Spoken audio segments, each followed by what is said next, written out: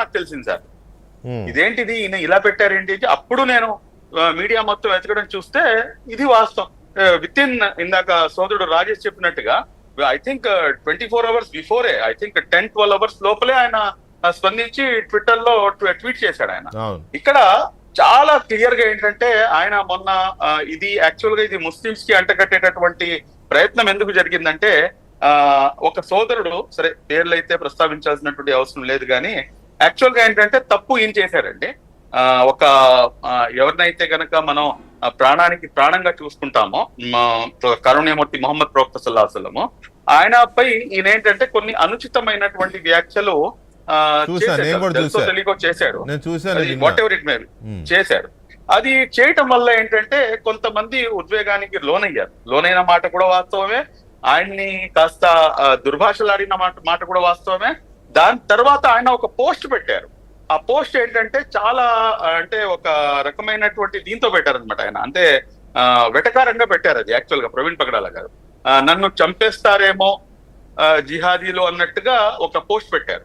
కానీ వాస్తవానికి ఆ వ్యక్తికి ఎవరైతే వీళ్ళిద్దరి మధ్యలో ఏదైతే ఘర్షణ జరిగిందో అతను అంత దుర్మార్గమైనటువంటి పని చేసేటటువంటి పరిస్థితిలో అతను లేడు, లేదండి, అసలు దూరం దాకా లేదు అసలు. కానీ మన దౌర్భాగ్యం ఏంటంటే వీళ్ళిద్దరి మధ్యలో సంభాషణ జరిగిన మాట అయితే వాస్తవం, అందులో అనుమానం లేదు. కానీ నాకు ఇంకోటి కూడా ఏంటంటే ఆయన మీద నేను ఆయనకి ఫోన్ చేశానండి. ఈ అంశం జరుగుతున్నప్పుడు ఆయన పోస్ట్ పెట్టినప్పుడు ఈ ఇష్యూని సర్దుమణిగిద్దామని చెప్పేసి ఆయనకి ఫోన్ చేస్తే ఆయన లిఫ్ట్ చేయకుండా నాకు మెసేజ్ పెట్టాడు, శుబ్లీ గారు నేను తర్వాత మాట్లాడతాను అని చెప్పేసి. అంతే సార్, దాని తర్వాత నుంచి మళ్ళీ నాకు ఫోన్ చేసింది లేదు, నేను ఆయనకి ఫోన్ చేసింది లేదు ప్రవీణ్ గారికి. కానీ ఇక్కడ చాలా దుర్మార్గమైనటువంటి అంశం ఏంటంటే దీన్ని ఏదో రకంగా ఈ ప్రభుత్వానికి అంటకట్టే, ఏం జరిగినా గానీ తీసుకొచ్చి ప్రభుత్వానికి అంటకట్టేయాలి, ప్రభుత్వంపై నింద మోసేయాలి. ఈ ప్రభుత్వం ఏంటంటే మైనార్టీలకు, క్రైస్తవులకు, ముస్లింలకు ఏంటంటే ఒక వ్యతిరేకమైనటువంటి ప్రభుత్వం, ఎందుకంటే బీజేపీతో పాటు కలుసున్నారు కాబట్టి అని చెప్పేసి ఒక మినిమం కామన్ సెన్స్ అనేది అప్లై చేసేసి దాన్ని ఒక పెద్ద భూతత్వంలో చూపించే ప్రయత్నం చేశారు.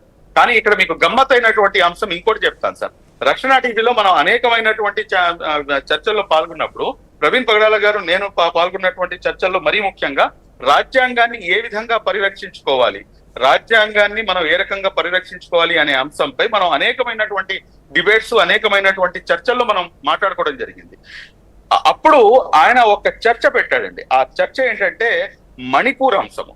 మణిపూర్ లో అక్కడ క్రైస్తవుల్ని ఊచకోత కోస్తుంటే ఇక్కడేమో నో కాన్ఫిడెన్స్ బిల్ పెడితే ఇక్కడ విజయసాయి రెడ్డి గారు దాన్ని ఏమో మేము పూర్తి మద్దతు పలుకుతున్నాం అని చెప్పేసి ఎప్పుడైతే చెప్పాడో ఈయనకి ఒళ్ళు మండిపోయింది. ఎవరికి? మన మృతుడు ప్రవీణ్ పగడాల గారికి. ఆయన అప్పుడు ఒక డిబేట్ పెట్టి ఆయన జగన్మోహన్ రెడ్డి గారిని, వైఎస్ఆర్ కాంగ్రెస్ పార్టీని, జగన్మోహన్ రెడ్డి గారి యొక్క పూర్తి ప్రభుత్వాన్ని కూడా ఏగిపడేశారు సార్. ఆయన ఒక రేంజ్ లో ఏకిపడేశాడు ఆయన రోజు. కాబట్టి ఇక్కడ ఆయన ఏంటంటే ఆయన వాస్తవానికి ఆయనకి ఎటువంటి పార్టీతో సంబంధం లేదు అని చెప్పేసి నేను అనుకునేవాడిని. నాకు తెలిసినంత వరకు as per the best of my knowledge, నాకు గతంలో దాదాపు 3 నుంచి 4 సంవత్సరాల నుంచి ఆయన పరిచయం ఉంది.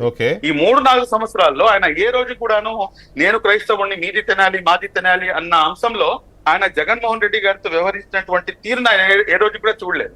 కాబట్టి ఇక్కడ చాలా సుస్పష్టంగా అర్థమయ్యేటటువంటి అంశం ఏంటంటే ఆయన ఏదైతే క్రైస్తవ సమాజం ఎదుర్కొంటున్నటువంటి సమస్యలు కానివ్వండి, లేదంటే కనుక ఏదైతే రాజ్యాంగబద్ధమైనటువంటి అంశాలు ఎదుర్కొన్న సమస్యలు ఉన్నాయో వాటిపై ఆయన చర్చకి తీసుకునేవాడు, చర్చలో మనం పాల్గొనేవాడు. That is different story. అంతేగాని ఆయన వైసీపీకి అనుకూలంగా ఉన్న వ్యక్తో, లేకపోతే ఆయనకి ఏదో నేను క్రైస్తవుడిని, జగన్మోహన్ రెడ్డి గారు క్రైస్తవుడు అని చెప్పేసి ఆయన ఏ రోజు కూడాను భావించలేదు సార్. పైపెచ్చు ఈ రోజున వాళ్ళ భార్య గారు, దాని తర్వాత వాళ్ళ బ్రదరు చాలా స్పష్టంగా పెడుతున్నారు వాళ్ళు. అయినా కానీ మీరు ఈ రోజున దీన్ని ఇంకా అంటే తూర్పాల పడుతున్నారంటే కనుక చాలా స్పష్టంగా ఇందులో వైఎస్ఆర్ కాంగ్రెస్ పార్టీ ఏదో రకంగా మనం లబ్ధి చేకూర్చాలి, లబ్ధి పొందాలి, మమ్మల్ని ఒంటరి వాళ్ళు చేశారని చెప్పి కంప్లీట్ కమ్యూనిటీని, కంప్లీట్ క్రిస్టియానిటీని వీళ్ళు తప్పుదోవ పట్టించేటటువంటి ప్రయత్నం చేస్తున్నారు. ఒక్క నిమిషం అసలు